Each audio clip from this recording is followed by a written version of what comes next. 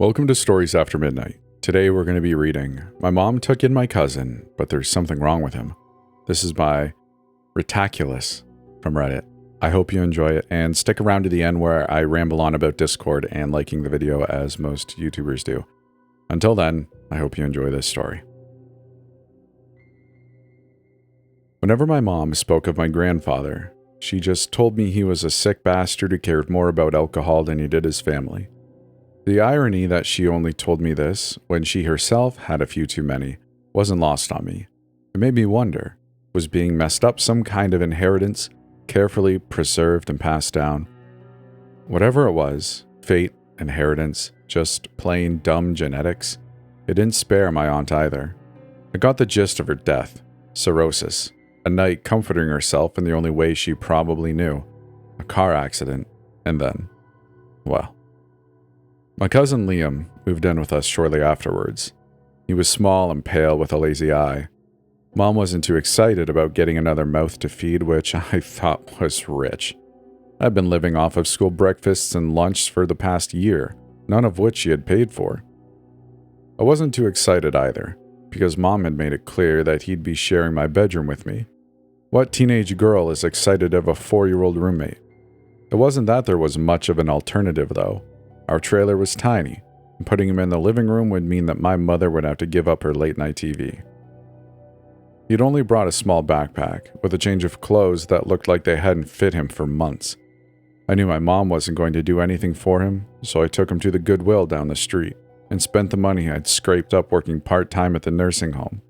I tried not to think how many bedpans I'd emptied for the money, as I held up tiny shirts to his torso. He stared at me, well, either at me or the mannequin behind me. I couldn't tell which eye was the dominant eye yet.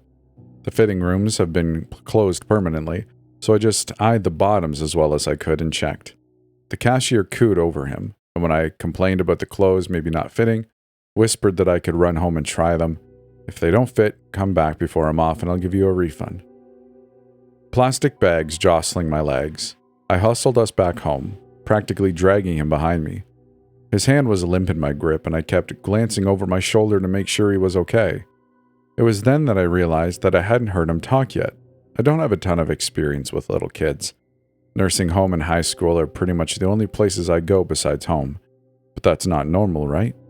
My mom was in the living room, talking loudly on the phone, so I let him into our room, and emptied the bags. Here, get changed. He watched me blankly, and I sighed, leaning over to help. I froze when I saw his arms. Look, I'm not going to get explicit. The last thing I want is some creep reading this who gets off on the thought of kids getting hurt. All I'm going to say is that someone had been hurting this kid. I dropped his arms, staring at him. He looked back blankly, and I stormed out to yell at my mom. Logically, I knew that this wasn't her fault. It was her sister's, either for doing it or allowing it. But she was dead, and my mom was the closest person that I could blame. We devolved into a screaming competition. I called her sister a bitch, and we went from there, with her telling me that I didn't know what had haunted her sister in life. By the time I went to the room, I knew for sure the girl was off her shift, and it didn't really matter if the clothes fit or not. He'd grow into them, because I was going to make sure he got fed. Nothing was going to hurt this kid ever again.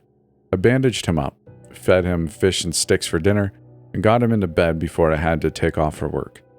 I don't know much about parenting, but if our relatives are what doom us, then I wasn't going to be another mark against him. My mother was passed out on the couch when I got home, but I didn't worry about waking her.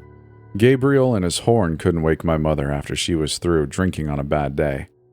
Rolling my eyes, I headed for the bathroom, pausing when I noticed that the door to my room was open.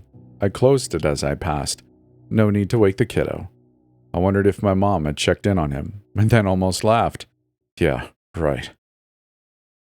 I started noticing that stuff was off the next couple of days.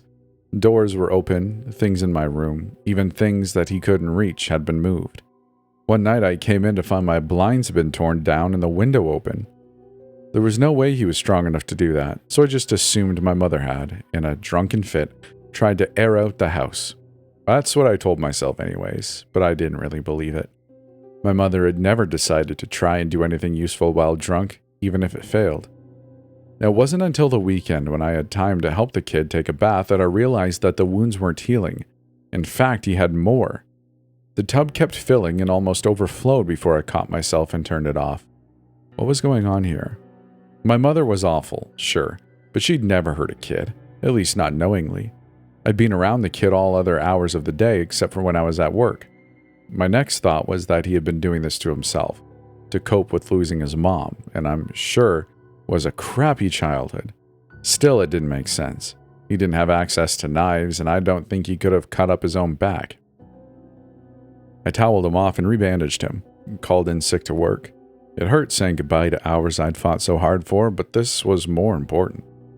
He still didn't talk, but I tried, squatting down to his level, asking him who was hurting him. He didn't answer, still staring off behind me, and I gave up. Helping him brush his teeth, I put him to bed, but left the bedroom door open. Mom was off somewhere, probably trying to get drunk, get a man or both, so for once the TV was off.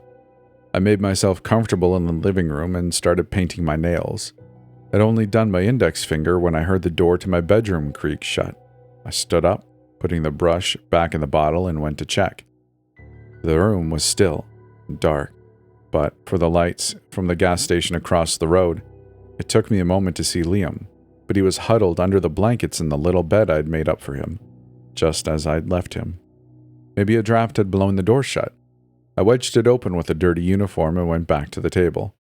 I'd barely done another 2 fingers when I heard the door close again.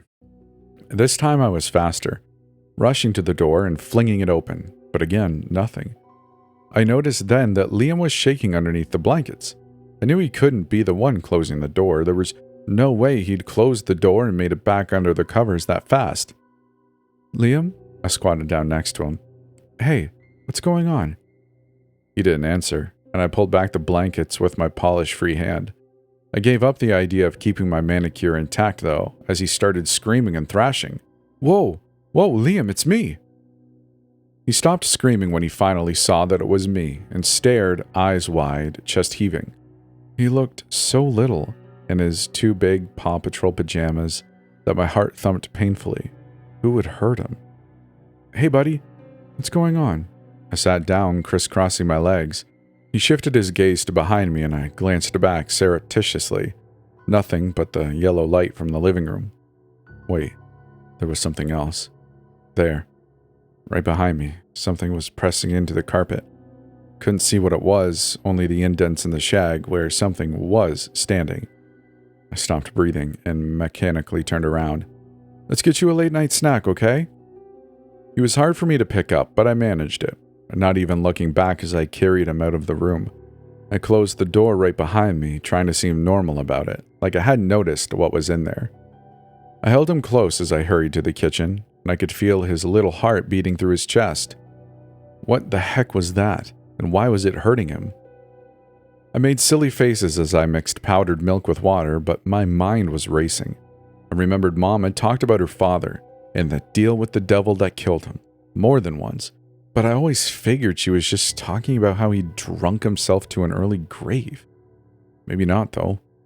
Maybe she'd meant something much more literal. I had no way of contacting her. She was probably too drunk to tell a coherent story wherever she was anyways. What else should I do?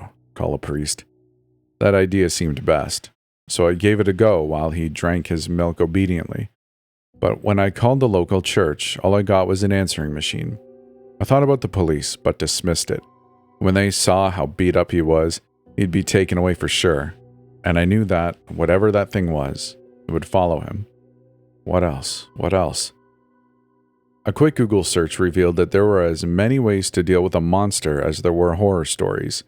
But how could I tell which one worked, if any did? Salt seemed to be a common defense, so I wrenched open the drawer next to the sink. We didn't have salt, really, but I always grabbed lots of packets when my old folks didn't want them. It saved money, even if it was just a little bit. I started ripping open yellow salt packets, dumping salt on the ground, scattering it on the counter around Liam. He watched me, milk mustache drying. I smiled tensely. "I'm just trying something, buddy." There was a creak, and despite myself, I turned to watch my bedroom door swing open. It looked perfectly natural, and my stomach twisted. How many times had I come home to doors open that I knew I had left closed? How many times had this poor baby been hurt, hiding under the blankets, alone with no one but my intoxicated mother to protect him? I turned back to see that his gaze was fixed firmly on something I couldn't see, mouth slightly open. He was starting to shiver, and I picked him up again, handing him a salt packet for luck. I watched the salt carefully. The white grain stood out starkly in comparison to the dark linoleum, and I could see, clearly, that there was something brushing up against the edges, but not moving forward. I breathed a sigh of relief. And they were brushed aside as whatever it was began moving through them. This may sound dumb, but I wasn't too sure what else to do. None of the doors in the trailer were strong enough to keep out a toddler, so I couldn't barricade ourselves in. Holding Liam close, I fled the house. Mom had taken the car so we couldn't drive off, or even lock ourselves in it. The gas station was closed except for the pumps, as was everything else.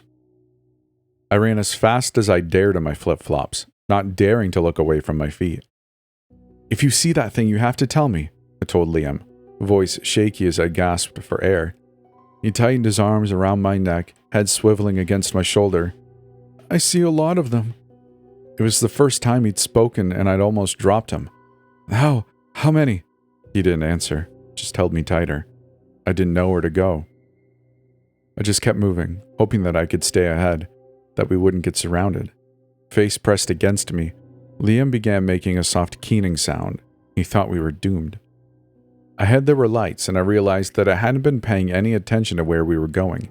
I'd just run, and now we were approaching the Target parking lot. In the light, though, I could see movement in the dirt on the sidewalk ahead of me. I paused and looked back. There was something there, too. I didn't think I could climb the chainmail fence on my other side, meaning that what I had feared had happened.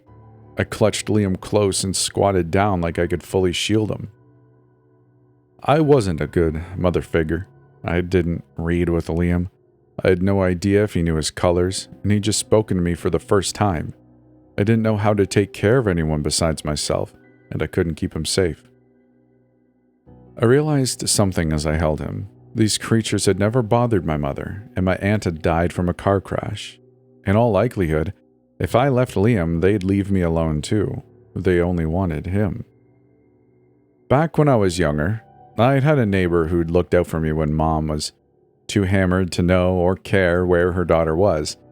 The neighbor had told me stories about how in the Bible, when parents sinned, it was held against their kids.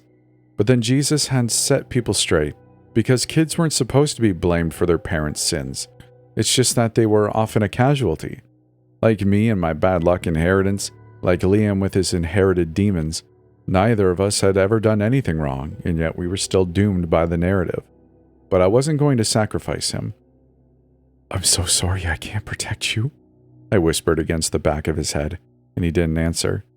I don't know if he believed in miracles or not. Frankly, I don't care. What happened next was a miracle, and nothing else.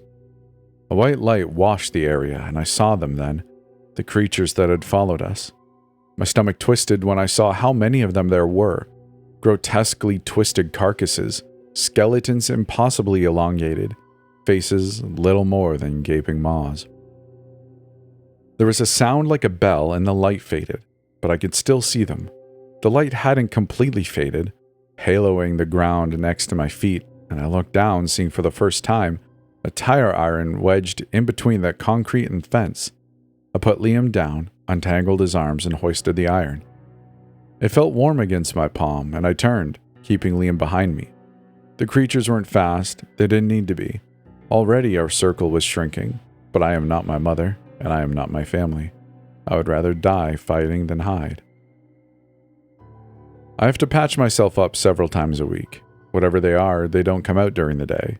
I've moved my shifts so I don't work in the daylight on weekends. Not that summer is over. Liam is growing and talking more. His cuts are all finally healed up, but he has some pretty gnarly scars. Mom has a new boyfriend, but as long as she keeps paying the bills, I frankly don't care what she does. I sleep with a baseball bat by my bed and bells on my door and windows. I guess I'm writing this to say, even if you feel doomed, you're not. You might have to fight like hell, But hey, we are not our parents. Their deals with the devil, their problem, not ours. Good luck. And if you see footprints behind you, run. I hope you enjoyed this story. If you did, let me know in the comments wherever you can. If you're on YouTube, I would love it if you'd subscribe or like the video, because YouTube be tanking us at time of recording. So maybe we can tell them that, hey, these stories aren't terrible. Come on. And, you know, we can stick up a fist and shout for the algorithm as we go about our day. Because, I mean, well, this is just a story, but I appreciate you for listening wherever you are. And thank you very much for choosing this one. If you'd like to support the channel even more, you can do so on Patreon, where there is early access and a little exclusive podcast that I try to do every now and then. And if you'd like to come hang out with who is arguably the coolest people on the planet, well, there's a Discord for that. And I am also there, so what you doing? Anyways, I hope you enjoyed yourself. Thank you for listening. We'll see you in the next one. Take care now. Bye-bye then.